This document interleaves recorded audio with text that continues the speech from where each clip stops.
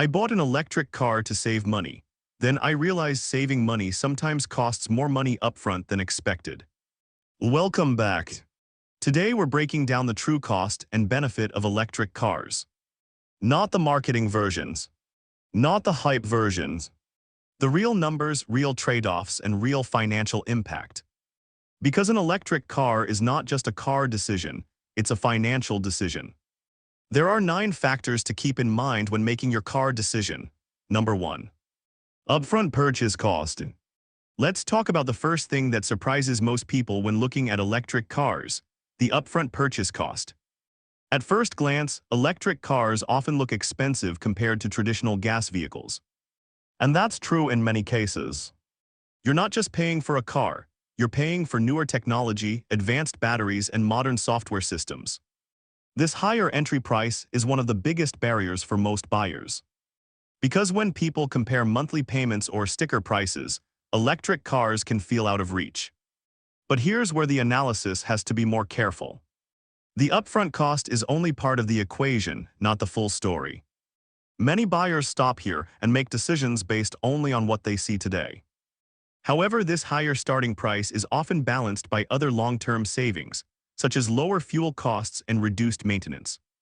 But those benefits come later, not at the beginning. That's why the upfront cost matters psychologically. It creates hesitation. It makes people assume electric cars are always more expensive overall, even when that may not be true over time. So the key takeaway is this: the upfront purchase cost is higher, and that's real. But it should not be the only factor in your decision. Because focusing only on the starting price can hide the bigger financial picture that unfolds over years of ownership. Number 2. Fuel vs. electricity savings. Here's one of the biggest financial differences between electric cars and gas cars: fuel versus electricity savings. With a traditional gas car, your ongoing cost is heavily tied to fuel prices. And as we all know, gas prices can fluctuate a lot. Some months are manageable, other months feel like your car is draining your wallet. You probably feel it when there's a world crisis like that in 2026. Electric cars change that equation. Instead of paying for gasoline, you're charging your car with electricity. In most cases, this is significantly cheaper per mile driven. Especially if you can charge at home during off-peak hours, your cost per mile can drop dramatically compared to fuel. This change was from 25 cents per mile on my gasoline car compared to 7 cents per mile on my electric car, with daily savings of about $9 for 50 miles per day or $270 each month, $3,240 each year. Over time, this creates real savings. The more you drive, the more those small per mile differences add up. But it's not just about cost, it's also about stability. Electricity prices tend to be more predictable than gas prices, which makes budgeting easier and more consistent. However, the savings depend on how you use the car. If you rely heavily on fast public charging, the cost advantage can shrink. If you charge efficiently at home, the advantage becomes much stronger. So the key takeaway is this: fuel vs. electricity is where electric cars often start to make financial sense over time. You may pay more upfront, but you can gradually recover that difference through lower ongoing energy costs. And the longer you drive, the more those savings compound. Number 3. Maintenance advantage. This is one of the most underrated financial benefits of electric cars: the maintenance advantage. With traditional gas cars, there are a lot of moving parts under the hood. Engine oil, spark plugs, timing belts, exhaust systems. All of these components require regular maintenance, repairs, or replacements over time. And that adds up. Electric cars are built differently. They have far fewer moving parts because there is no traditional combustion engine. That means fewer things that can break, wear out, or need constant servicing. For example, there's no oil to change, fewer fluid systems, and less mechanical complexity overall. This often translates into lower routine maintenance costs. Over the long run, this can make ownership simpler and potentially cheaper. But it's important to stay realistic. Electric cars are not maintenance-free. You still have tires, brakes, suspension, and electronics. And in some cases, when repairs are needed, they can be specialized and more expensive. So the advantage is not no maintenance, but less frequent maintenance in many areas. The key takeaway is this: electric cars shift the cost structure. Instead of frequent small maintenance costs, you may have fewer but sometimes more specialized repairs. For many owners, that still results in lower total maintenance spending over time, especially compared to aging gas vehicles. And that's where the long-term value starts to show. Number 4. Battery replacement risk. One of the biggest concerns people have with electric cars, the battery replacement risk. The battery is the most expensive component in an electric vehicle.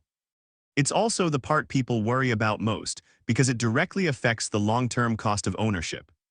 Unlike a gas car where you might repair or replace smaller parts over time, an electric car's battery is a large, centralized system. And if it degrades significantly, replacement can be expensive. This creates uncertainty for many buyers. They wonder what happens in 8 to 10 years when the battery wears down. The reality is more balanced than most people think. Modern electric car batteries are designed to last many years, often with warranties that cover long periods or high mileage. In many cases, batteries degrade slowly rather than failing suddenly. However, the risk is still there. And it's important to factor it into the total cost of ownership, especially for long-term planning or used electric car purchases. The key idea is this: battery replacement is not a frequent cost, but it is a high-impact one. So while daily and yearly costs may be lower with electric cars, the battery represents a potential future expense that should not be ignored. Understanding this risk helps you make a more realistic, informed decision instead of assuming electric ownership is always cheaper in every scenario. Number 5. Government incentives. It can significantly change the math when buying an electric car. In many countries, governments encourage people to switch to electric vehicles by offering financial benefits. These can come in different forms, such as tax credits, rebates, or reduced registration fees. At first, an electric car may look more expensive than a traditional gas vehicle. But incentives can reduce that gap in a meaningful way. In some cases, they can lower the effective purchase price by thousands of dollars. This changes the entire decision-making process. A car that seemed too expensive upfront may suddenly become much more competitive once incentives are applied. But there are important details to understand. These incentives often depend on eligibility rules, income levels, vehicle type, or even local policy changes. They are not always guaranteed, and they can change over time. That means timing can matter. Some buyers benefit more simply because they purchase at the right moment or qualify for certain programs. The key takeaway is this: government incentives can significantly improve the financial case for an electric car, but they should be treated as a bonus, not the foundation of your decision.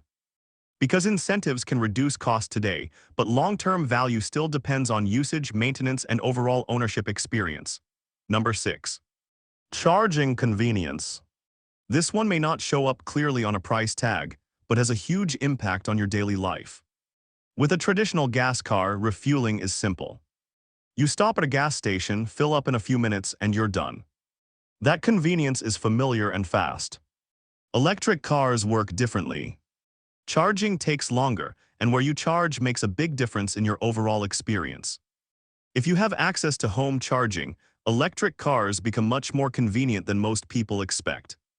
You plug in overnight, and you start every day with a full tank. No detours, no waiting in line, no gas station stops. But if you rely mainly on public charging, the experience changes. You may need to plan your trips, wait for charging stations, and deal with varying charging speeds. That can add time and inconvenience. So the real benefit of electric cars is not just lower cost, it's the ability to integrate charging into your routine. However, this convenience depends heavily on your living situation. Homeowners with garages usually benefit the most. Apartment dwellers or long-distance drivers may experience more limitations. The key takeaway is this: charging convenience is a major part of the electric car value, but it is highly personal. Because the same car can feel extremely convenient for one person and less practical for another, depending entirely on how and where they charge. Number 7. Insurance costs. Many people overlook when buying an electric car, which is insurance costs. At first, people assume that because electric cars are cheaper to run in terms of fuel and maintenance, everything else must also be cheaper. But insurance doesn't always follow that pattern. In many cases, electric cars can have higher insurance premiums compared to traditional gas vehicles. There are a few reasons for this. First, electric cars often have higher upfront values, and insurance is partly based on the cost of replacing or repairing the vehicle. Second, repairs can sometimes be more specialized. Components like battery systems and advanced electronics may require specific parts or certified technicians. That can increase repair costs, which insurers take into account when setting premiums. However, this is not always the same for every driver or every model. Insurance rates vary depending on location, driving history, and the specific vehicle. Some electric cars are becoming more common and more affordable to insure over time, as repair networks expand and technology becomes more standardized. The key takeaway is this: insurance is an important part of the total cost of ownership. When evaluating an electric car, don't just look at fuel savings or maintenance benefits. Factor in insurance as part of the full financial picture. Because real cost analysis means looking beyond the sticker price and understanding the ongoing expenses that come with ownership. Number 8. Resale value uncertainty. Most people don't think about this when buying an electric car, which is resale value uncertainty. When you buy any car, you're not just thinking about how it drives today. You're also thinking about how much it will be worth in the future when you decide to sell or trade it in. With traditional gas cars, resale value trends are more established. We have decades of data. We know how different models depreciate over time. Electric cars are still relatively new in comparison, and that creates uncertainty. Technology is evolving quickly. Battery improvements, new models, and changing demand can all affect how much an electric car is worth years later. Some electric cars hold value well, especially popular models with strong demand. Others may depreciate faster if newer versions offer significantly better range or features. Battery health is another key factor. As batteries age, buyers may factor in potential replacement costs, which can impact resale price.